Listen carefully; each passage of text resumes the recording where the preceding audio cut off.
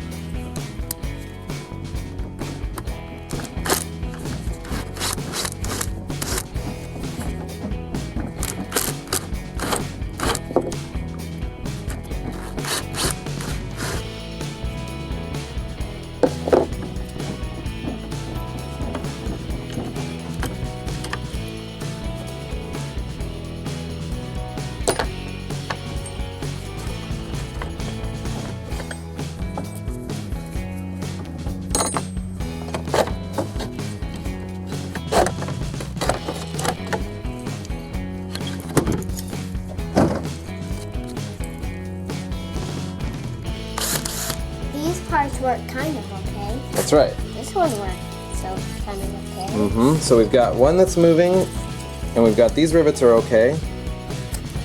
But this one right here is completely frozen solid. Like, I'm not able to move that. So what we're gonna do is hit it with the drill and the wire wheel, okay? And we're gonna clean up all around it until it can move. Then we're gonna WD-40 the heck out of it.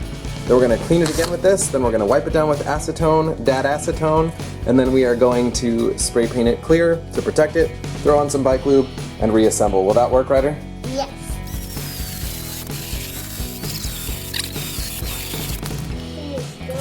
Still solid. Okay, we'll get it this side.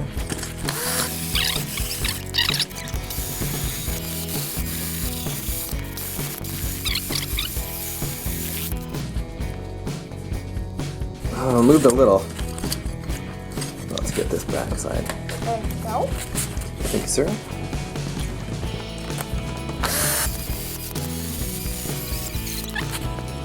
If we can get it to just move a little. There, it's moving a little.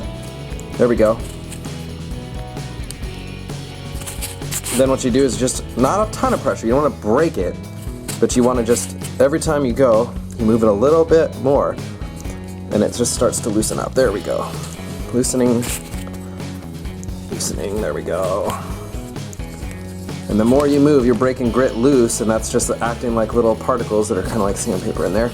Breaking it nice and loose, yay! Okay, it's not quite flippity floppity loose. What we'll do is we'll clean up these edges that we've now exposed. There we go. That were previously hidden.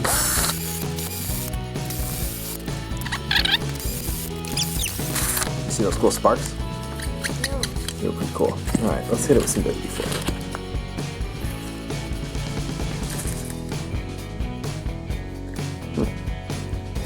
There we go. Last, it just yeah, it didn't go, and then it all went at once, huh? Alright, now these other ones are moving much better for us not having even done anything to them.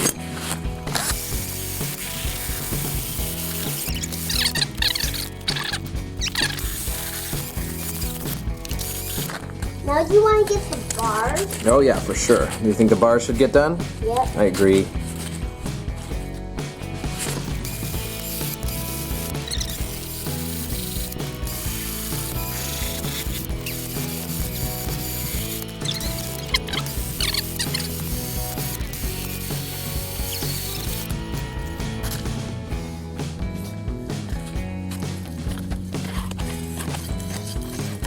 Right. Hot.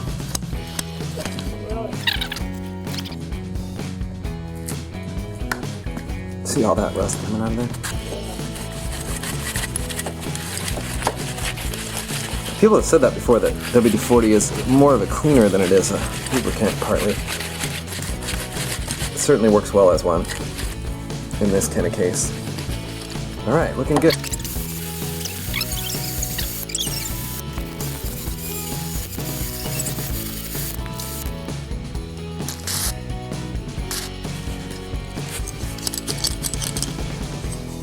Right, that's what I'm talking about. Moving, moving, moving. Look how good it moves. Much better. So we wire wheeled it and we WD-40'd it, and it would work like this, but I think it would re-rust again. So should we protect it? Yes. Yes. So we're gonna spray paint it with some clear spray paint after we wipe it down What color? with that acetone. What color? Clear. All right, so after you have cleaned and derustified, the next thing you're gonna do is get some spray paint. Now I've got a variety of spray paint. Spray paint cabinet, shelf, whatever. We're gonna go with Rust-Oleum because right there it says it stops rust. So you know, it doesn't say that on Duplicolor or some of the others. So we're gonna just go with that. That may not be true, or it may be true of all of them, but we're gonna go with that. All right, so we're back and we are fixing the composter. Hello, this is my nitrile glove. I recommend you pick these up at Harbor Freight because that's a cheap way to get them. You can get them at Walmart too. They are super handy. Okay, what we have here is my friend that acetone, and this is really helpful. Anytime you're going to spray paint something, I recommend you wipe it down with this. It evaporates pretty quick. Again, this is a good thing to wear gloves because it's pretty toxic stuff. You don't like it'll just absorb right into your skin, and that's not good because we don't need the cancer. Okay, what we've got is our deal. It's right here, and what we're going to do is spray paint it with some clear paint. So I mentioned this before. It's pretty straightforward. Basically, we're just gonna. I put it in a box because I don't want to get spray paint all over everything.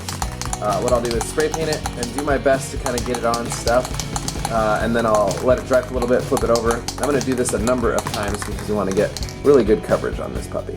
Here's the spray paint cam.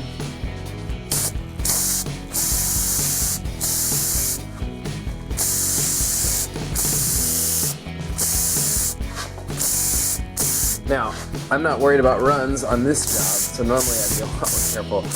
Although, with clear, it's not as huge of an issue, because if this was something that you cared about, you could always wet sand it and polish it. But, boom, I'm gonna get it nice and wet, just like so. And then we'll let it dry and flip it over and move it around and do it again.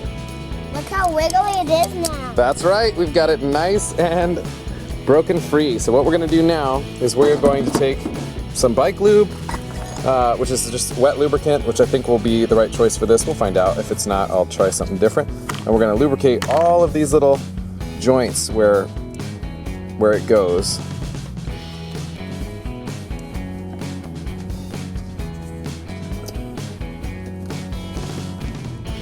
Like so.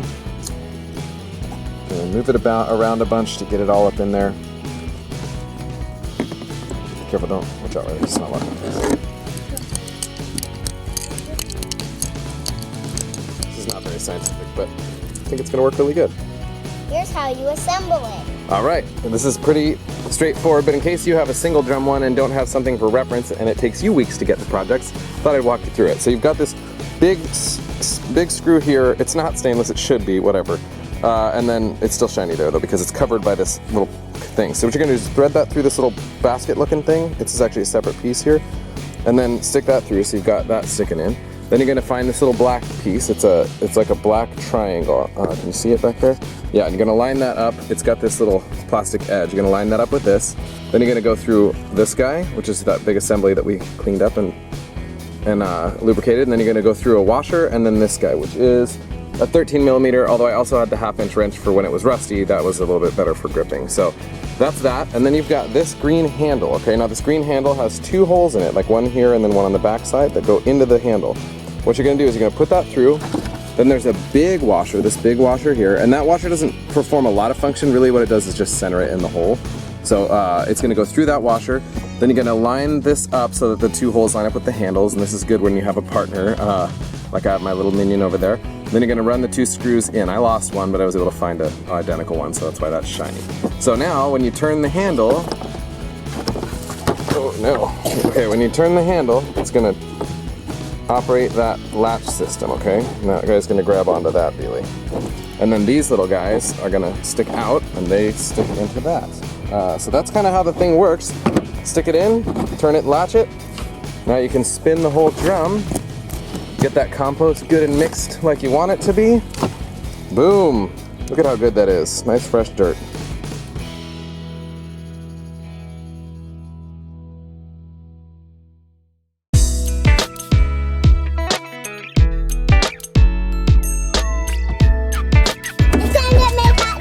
Yeah,